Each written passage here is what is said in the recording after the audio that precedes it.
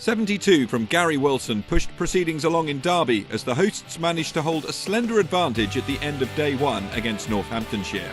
An uncontested toss saw Derbyshire put into bat by their visitors, and the visiting attack immediately had their hosts under pressure, Rees surviving a good LBW shout early on.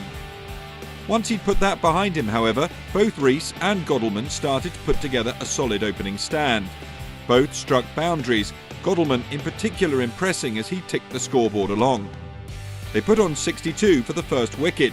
However, with both players set, they went in quick succession before lunch as Sanderson made the breakthrough. Rees was the first to fall, caught by Kleinfeldt off Sanderson for 19.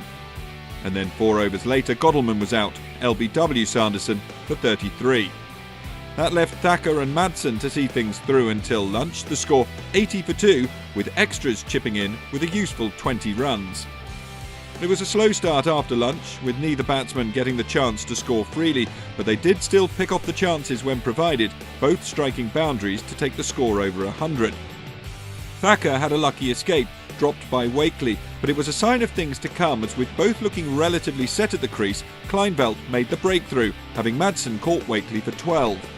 The partnership had been worth 37, which was exactly 37 more than the next one. Thacker out in the very next over, LBW Buck for 22. Irish international Gary Wilson was the new man in, and he went straight after the Northants attack, striking a series of boundaries. Smith was being very much more reserved in his innings, but he was playing a role very much as the foil to Wilson's sabre. The keeper continued to move along at a decent pace, striking every bad ball offered up to the boundary, and it wasn't long before he was on the cusp of his half-century. Wilson's been in good form so far this season, with a century against the Loughborough Students a week ago, and he moved to 50 as Derbyshire arrived at tea on 192 for 4.